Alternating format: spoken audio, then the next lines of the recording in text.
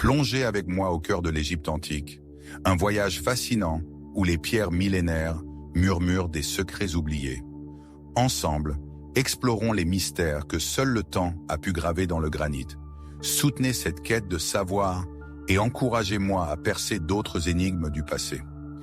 La grande pyramide de Gizeh, célèbre pour ses dimensions colossales et sa précision d'alignement, recèle des énigmes fascinantes en son sein.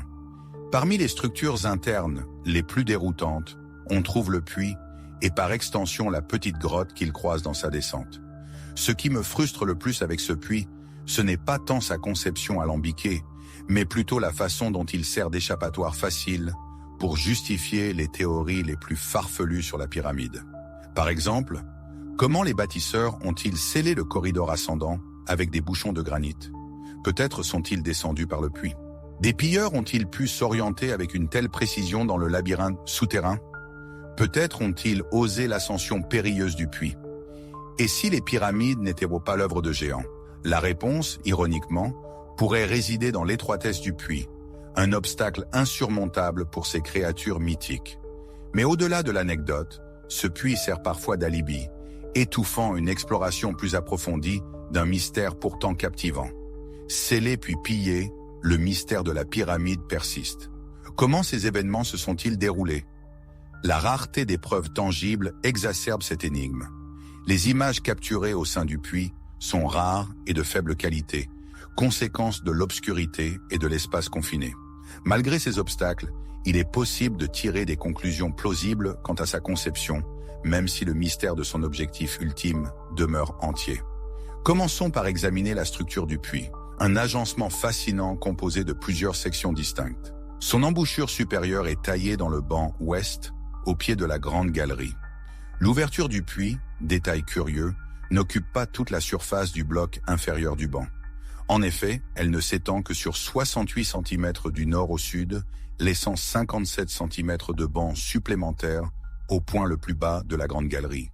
L'hypothèse la plus répandue est que le bloc de banc original était de taille standard pour la grande galerie, englobant à la fois l'ouverture du puits et les 57 cm restants. Cependant, il est difficile de tirer des conclusions définitives de cette conception. Les bâtisseurs ont peut-être jugé plus simple et plus sûr d'installer un bloc standard pour le banc occidental, puis de le tailler pour créer l'ouverture du puits.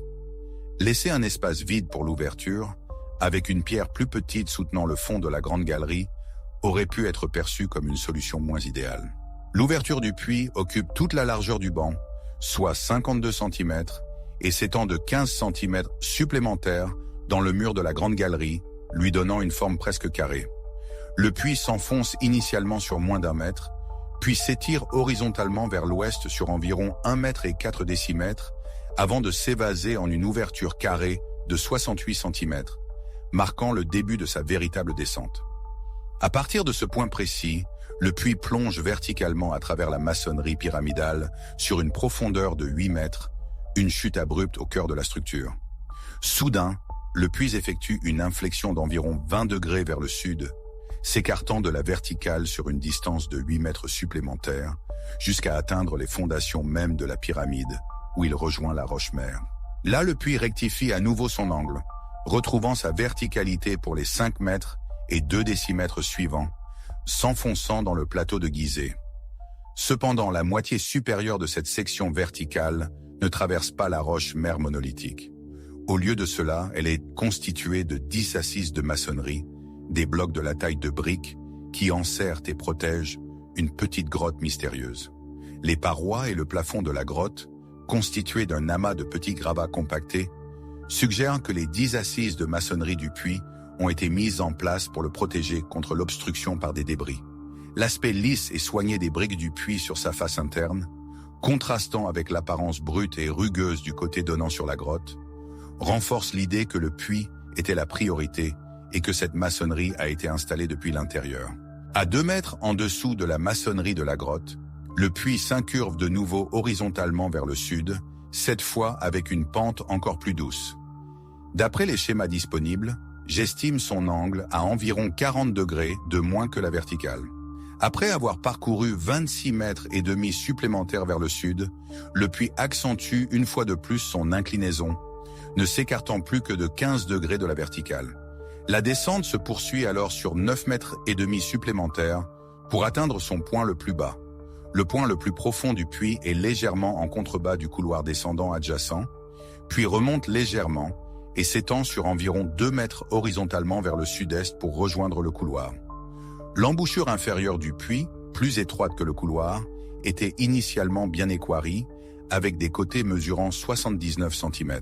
De nombreux observateurs ont noté que le puits aurait croisé le couloir descendant à son point le plus bas, là où il devient horizontal, si sa section inférieure n'avait pas adopté un angle plus prononcé. Alors, que penser de ce chemin sinueux et intrigant? Partant des profondeurs de la structure pyramidale pour rejoindre l'intersection la plus fréquentée à la base de la Grande Galerie.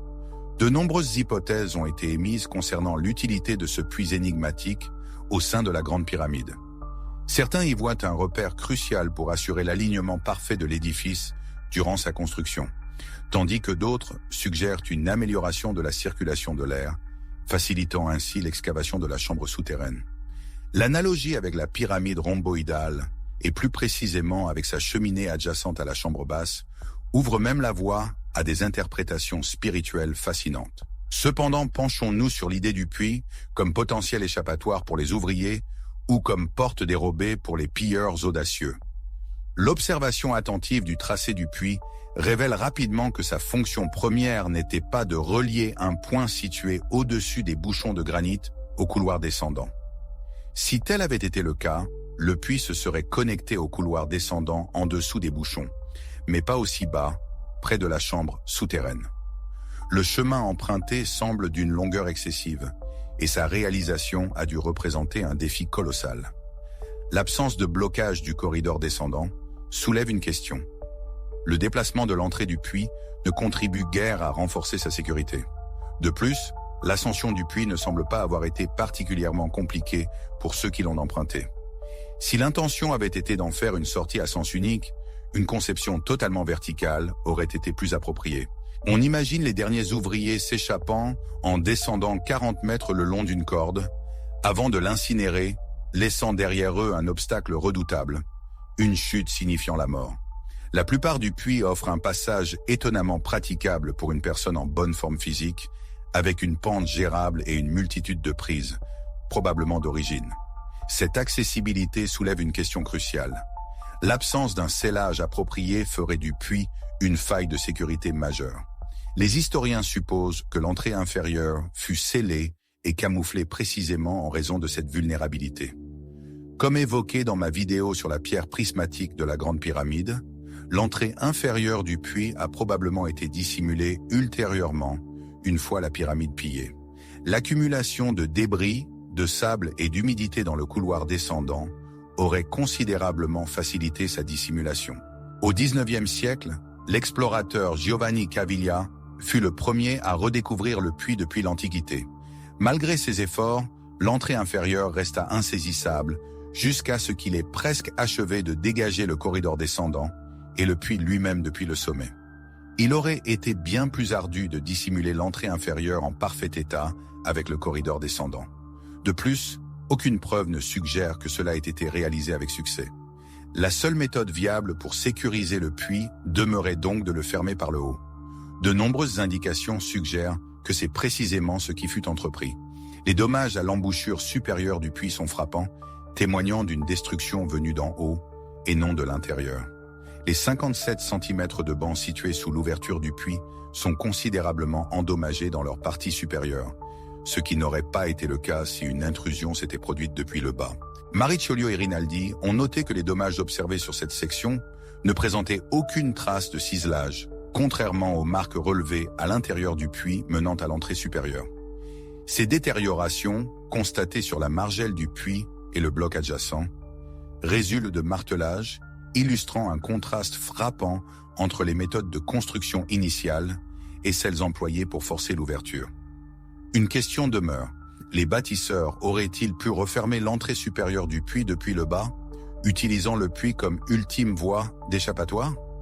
L'examen de l'entrée supérieure suggère qu'elle a été conçue pour rendre cette manœuvre particulièrement ardue. Il est impossible de faire glisser un bloc depuis le banc supérieur, car il basculerait avant de pouvoir se mettre en place correctement. Le bloc en question, d'une taille dépassant aisément le demi-mètre cube, pouvait peser jusqu'à 1350 kg, une masse impressionnante. La seule solution envisageable consistait alors à le déplacer latéralement pour le mettre en place. Imaginez l'étroitesse de l'espace intérieur, si confiné qu'à peine une ou deux personnes pouvaient démanœuvrer. Les problèmes que cela soulève sont si nombreux qu'il est inutile de les énumérer exhaustivement. Pour concevoir une ouverture refermable par le bas, il suffirait de s'inspirer du système déjà en place au pied du couloir ascendant de la Grande Pyramide. Une pente douce et un atterrissage amorti pour les lourdes pierres de fermeture. La Grande Pyramide elle-même en est la preuve.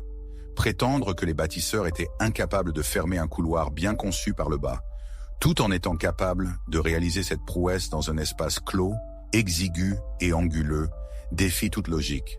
Le puits funéraire, scellé avant la mise en place des blocs de granit, n'a jamais servi de voie d'évacuation aux ouvriers.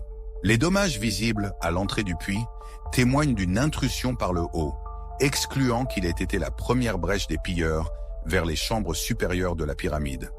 Fort de ces observations, il est essentiel de comprendre comment la pyramide a été profanée dans l'Antiquité. Reconstituer les méthodes des premiers voleurs est une quête qui me passionne. L'étude du puits, conjuguée à mon analyse précédente de la pierre prismatique, nous prépare désormais à explorer le tunnel des voleurs. Le mystère de la Grande Pyramide continue de fasciner. Permettez-moi de vous dévoiler mon interprétation de la manière dont elle fut initialement pénétrée, la raison de la conception si précise du tunnel des voleurs, et la logique implacable qui guida le pillage de la pyramide, avec pour objectif une efficacité et une rapidité maximale. Et pour ceux qui pensent détenir la vérité, préparez-vous à une perspective inédite sur le tunnel des voleurs, étayée par des preuves gravées dans la pierre et restées jusqu'alors inexplorées.